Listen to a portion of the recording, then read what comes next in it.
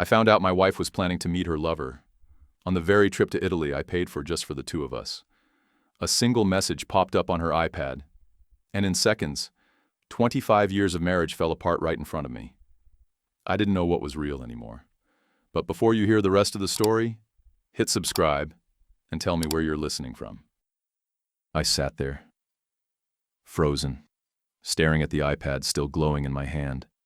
The screen reflected my face, older than 60, maybe older than I'd ever felt. Just a few lines of text, a few heart emojis, and a carefully planned meeting in Rome. And suddenly the world I trusted completely just fell apart. But let me start from the beginning so you'll understand why that moment felt like losing myself entirely. My name's Richard. I'm 60. A retired engineer after 30 years in the energy business. My wife Elaine is 55. She works in education. We met in Seattle when we were young and full of dreams, then moved to Portland over 20 years ago to build a quiet life by the Willamette River. I used to think it was the best decision I ever made, choosing to love someone who believed in simple peace, just like I did. Elaine and I were different in many ways. She's outgoing, curious, always chasing something new. Me, I'm steady, calm. She was the light. I was the shade. And for most of my life, I was happy standing in that shade just so she could shine. When she wanted to go back to school for her master's at 40, I sold my favorite car and covered all the expenses. When she said she needed a year off to find herself, I told her it was fine. I'd take care of things. I used to think that was love, patience, sacrifice, and never asking for anything in return. We'd been through a lot together. The little wooden house we lived in, I built it with my own hands. She made coffee every morning. I read the paper. In the evenings, we watered the garden and played jazz. Life was so peaceful. It felt like living inside a picture frame, still beautiful and impossible to break. This trip to Italy was my idea. Elaine once said if she could run away with someone she loved, she'd choose Venice. So I planned it, saved for almost a year for my retirement fund, researched every hotel, train, and dinner spot by the canals. I even learned a few Italian phrases to surprise her. I hadn't felt that excited in years. Deep down, I thought this trip might help us start over, after all the quiet years. But lately, Elaine had changed. She spoke less, worked more, always away at conferences. I thought it was just a midlife phase. Everyone needs space sometimes. I never suspected anything, just felt sad. I tried to fill the silence, gardening, fixing the fence, cooking her favorite dinners. But the harder I tried, the farther she drifted. And then that afternoon, I picked up her iPad just to check our flight details. A message popped up. Can't wait to see you in Rome. I was going to ignore it. But my hands shook. I opened it, and the world went silent. Message after message, intimate words, private photos, and a detailed plan, where to meet, what day, what hotel. Even when she'd sneak away from the tour group to see him. In that moment, I wasn't her husband anymore. I was just the man paying for their date. That feeling, part humiliation, part emptiness, it crushed me from the inside. I'd spent a whole year planning this trip, hoping to see her smile again in Venice. But that smile, it wasn't meant for me. I set the iPad down and walked to the window. Outside, autumn rain tapped softly on the roof. Everything looked the same, too normal for something breaking so loudly inside me. Then I heard the garage door open, her car rolling in, and I knew in a few seconds I'd have to face a truth I never thought I'd live to see. If you've ever discovered that the person you love has betrayed you, not with their body, but with words tender enough to kill your trust, you'll understand. From that moment on, I wasn't myself anymore, and I knew this trip wouldn't be for two people anymore. When Elaine walked in, I was still by the window, watching the rain fall on the maple trees outside. I heard her bag drop, the click of her heels on the wooden floor. Sounds I'd known for years, now suddenly strange, almost unbearable. I turned around. The iPad was still on the table, glowing like a piece of evidence that couldn't be denied. Elaine froze when she saw me. My eyes must have said everything. No yelling, no accusations. I just pointed at the iPad. She stepped closer, her face uncertain, silent. And then I saw it, that look. Not surprise, but recognition. She knew she'd been caught. "Richard, please let me explain," she said, her voice trembling. "Explain," I asked, calm, too calm even for myself. Because I'd really love to understand why my wife is meeting another man in Rome during a trip I spent months planning down to every detail. Elaine started crying, but not the kind of tears that come from guilt. They were the kind that come when there's nowhere left to hide. She said it was just a joke, that they'd never actually met, that she just needed someone to listen. I went quiet. Those words felt like 1,000 tiny needles, not enough to kill me all at once, but sharp enough to tear through every layer of trust I had left. So I asked her one thing. Did it ever cross your mind that I've been listening to you for 25 years? She said nothing, and that silence, that was the most honest answer she could have given me. I don't even remember when I sat down. Elaine was still standing there, eyes red, talking about distance, about feeling alone in her own home. She said I'd changed since retirement, quieter, withdrawn. She said she felt like she was losing her spark around me. I listened, didn't interrupt. But inside, memories played like an old film, all the nights I waited for her to come home from class, the times I held her while she cried about work, the nights she asked me to stay quiet so she could think alone. I never abandoned her. I just loved her in the only way I knew how, simply, quietly, without showing off. But somehow that silence made her feel forgotten. I just wanted to feel wanted, she whispered, voice breaking. I smiled faintly. So you went looking for that? In someone else's arms, she broke down. And I said nothing. No amount of tears could wash away those messages, those plans. Those words about sneaking away, about feeling young again. Even without touching him, she'd already killed something in me, the part that believed love could survive anything. We sat there for a long time. Outside, the rain grew heavier, drumming against the roof in steady rhythm. I stood up, told her I needed some air. She didn't stop me, just sat there, hands clenched tight, like someone who'd just lost something they couldn't fix. I drove to the river. Portland at night looked hazy, the streetlights flickering across the water like shards of glass. I parked by the Hawthorne Bridge, turned off the engine, and just sat there.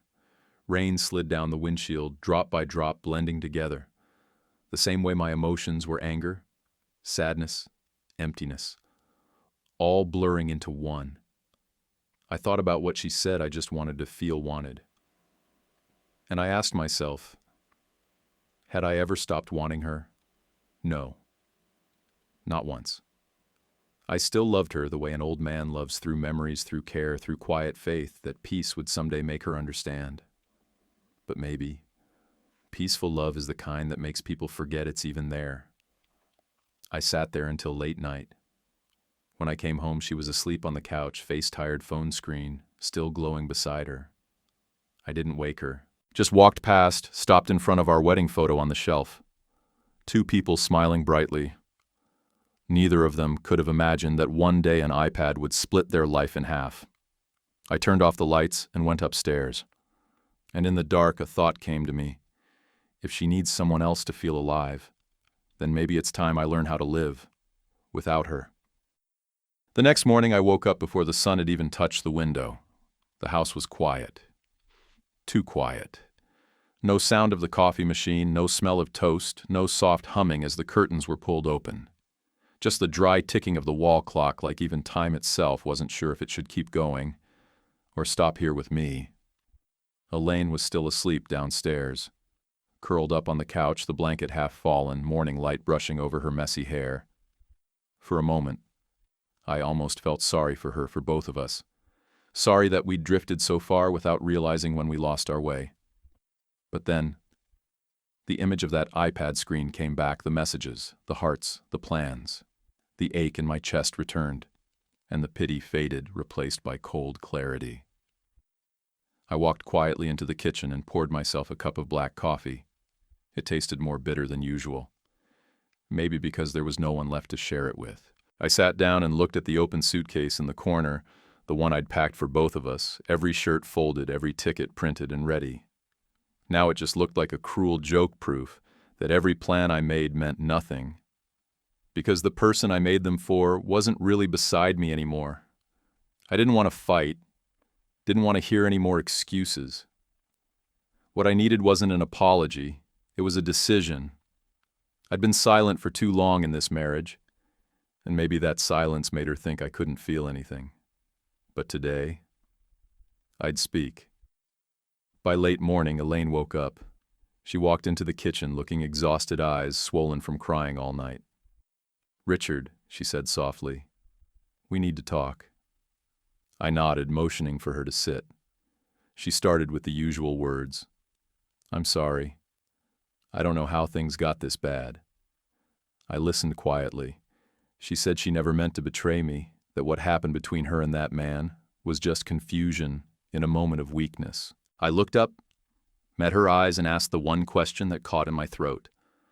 "When you planned to meet him in Rome, was that confusion, or had you already chosen another direction?" Elaine didn't answer. Her hands shook as she held the glass of water. In her eyes I saw fear, maybe fear of losing me, or fear of finally seeing herself. "I'm not angry," I said, "because anger means there's still something left to hold on to. What I feel now is regret. Regret for what she asked quietly, for the 25 years I said, for not realizing sooner that we were just living inside the memory of what we used to be." The air in the room grew heavy. She cried. I just sat there, calm, maybe too calm. Inside, though, I felt like a frozen river in winter, still on the surface, but underneath everything, rushing, breaking, carrying away what once was. After a long silence, I stood, opened a drawer, and took out an envelope, the plane tickets and travel plans. I set it down on the table between us. "Your ticket," I said slowly, "is canceled. The trip's still on, but only one of us is going." Elaine looked up, eyes wide. "You're going alone." "I'm going," I said, "to remember who I am without you." She started to speak, but I raised a hand. "You said you felt abandoned," I whispered. "So this time, try to understand what that really means." I walked upstairs to pack my bag. She didn't follow, didn't scream, just sat there, head in her hands. The wheels of my suitcase rolled softly against the floor, steady, final. Before leaving, I looked around the house one last time. Every corner held a memory, the painting we bought at that little market in Florence, the wooden chair I built myself. I wanted to believe those memories could still stay beautiful, even if the people inside them no longer were. When the door closed behind me, I didn't feel pain anymore. Just an emptiness, strange, heavy, but somehow freeing. Maybe betrayal isn't the end. Maybe it's a reminder that I'd been silent too long in my own life. And in that moment, I knew. The trip would still happen, but it wouldn't be a vacation anymore. It would be a journey to learn how to begin again. Even if no one's waiting for me on the other side of the Italian sky. The flight left Portland at dawn. The sky outside the window was gray heavy, like the weight inside my chest. I sat still, no book, no music, just watching the clouds roll beneath us. In the steady hum of the engines, memories began to drift backward, as if every hour in the air forced me to relive a year with Elaine. When we were young, we traveled everywhere. New Orleans, Montreal, Kyoto. She was always the one who planned everything. I carried the bags, paid the bills, took the pictures. I didn't mind. I thought as long as she was happy, that was enough. But as the years passed, she forgot what happiness felt like. And I forgot that I was supposed to live too, not just prepare a life for someone else's joy. The plane landed in Rome at noon. I dragged my suitcase out of the airport, breathing in the damp, rich air, the scent of a country built on memory and passion. I once imagined this moment with Elaine's hand in mine, her soft laugh as I butchered Italian words. Now it was just me, lost in a sea of strangers, listening to my heartbeat stumble in the middle of a crowded square. I rented a small room in Trastevere, old cobblestone streets, narrow but peaceful. The landlady, an elderly Italian woman with silver hair, asked me, "Are you traveling alone?" I smiled and answered slowly, "Maybe," for the first time in my life. That afternoon I walked along the Tiber River. This city was beautiful in a cruel way. Every corner seemed to whisper that everything fades and all that remains are traces. I stopped at a tiny cafe, sat outside, and ordered an espresso. When the waiter set it down, I realized I hadn't had a cup of coffee alone in years. I opened my notebook, tried to write something, but my hand trembled. Finally, I wrote one line. Love isn't silent endurance. It's the courage to say you're lonely. I wish I had understood that sooner. For the first 2 days in Rome, I barely spoke to anyone. I wandered through the Pantheon Piazza Navona, the old alleys where laundry hung between buildings. Everywhere couples held hands, laughed, took pictures. Sometimes I felt jealous, sometimes peaceful. Because in solitude, at least, I didn't have to pretend anymore. On the third day, I stopped by a small restaurant near the square. The same woman, the Italian lady, recognized me. She asked, "Have you found what you were looking for?" I laughed softly, unsure how to answer. She placed a hand on my shoulder and said, "People don't lose each other in a day, you know. They lose each other one hug at a time, one look, one word, left unsaid, until the distance becomes a canyon." I fell silent. Her words cut deep, gentle, but sharp. Maybe Elaine and I had been losing each other for years. I just didn't want to see it. I thought silence was maturity, that patience was noble. But now I see sometimes silence is the longest goodbye. That night I went back to my room and turned on my phone. A few missed calls, a few messages from Elaine. "Did you get there safely? I just wanted to know you're okay. If you ever need to talk, I'm here." I read them all, but didn't reply. Not out of anger, I just didn't know what to say when words like us or marriage sounded like another language. I opened the window. The night air was cool and clean. Down on the street, the sound of Vespas mixed with music from a nearby bar. I sat down, closed my eyes. For the first time in months, I didn't have to pretend to be strong. I was just an old man learning how to live with the space beside him.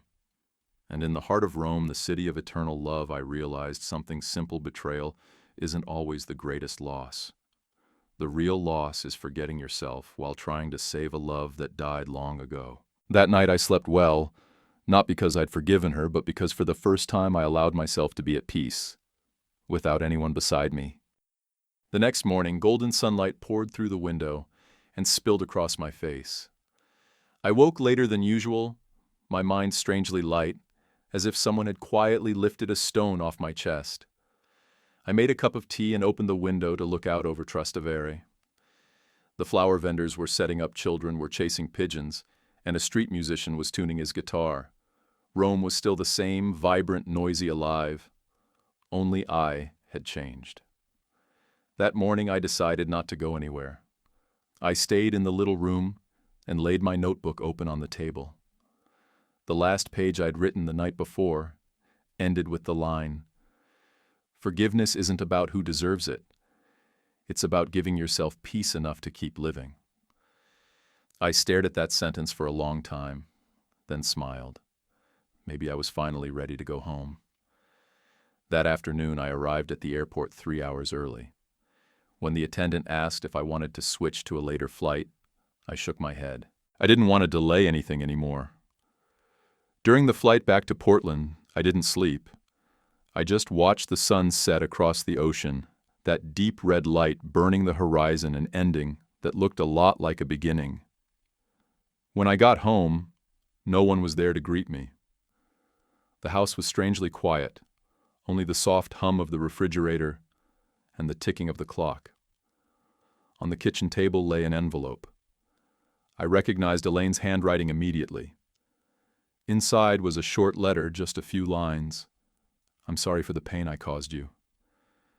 I know you don't need to hear this, but I truly regret it. I lost you long ago. I just didn't have the courage to admit it until now." There were no tears. I folded the letter and placed it in a drawer. I realized I wasn't angry anymore. Not because I'd forgotten, but because I no longer wanted to carry that bitterness with me. I'd outgrown the age of needing revenge to feel strong. Now I just wanted to live, truly live, with whatever time I had left. That evening, I turned on the light in my old woodworking shed, a place I hadn't touched in years. Dust blanketed the benches, but the scent of wood was still there, warm and familiar. I wiped the table clean and picked up an unfinished picture frame. I started cutting, measuring, fitting each piece together, smiling as I worked. I couldn't remember the last time my old hands trembled from excitement instead of pain. Each day after that, I spent hours in the shed crafting small things, picture frames, wooden clocks, music boxes. Not to sell, but to fill the quiet with a gentle rhythm of hammer taps and falling sawdust, a simple music I'd forgotten during all those long, silent years of marriage. One morning, my neighbor, little Lily, 8 years old, peeked into the shed and watched me work. She pointed at the music box I'd just finished and asked, "Who's that for, Mr. Richard?" I smiled and said, "For the person I once forgot to love myself." She blinked, then nodded as if she understood. And in that moment, something warm stirred inside me. Sometimes Elaine still sends short messages just to ask how I'm doing. I reply politely, gently. There's no anger left. Between us now only the calm of two people who once shared a life, but no longer owe each other anything. A year later, I hung a photo of Rome on my wall, one I'd taken at Piazza Navona, with golden sunset light, and a man playing his guitar. Below it, I wrote a small caption. Sometimes what we lose is simply the chance to find ourselves again. Now every morning I make a cup of coffee and sit on the porch watching the early sun. I still live alone, but I'm no longer lonely. Perhaps at 60 I've finally learned that happiness isn't about having someone beside you, but about having the courage to stand up after life has cracked you open. And if you've been through heartbreak too, I hope you'll find your own way to rise again. Slowly, gently, but truthfully. And if my story made you see a piece of yourself in it, then subscribe, because maybe, just maybe, it's the little things like this that mark the beginning of healing.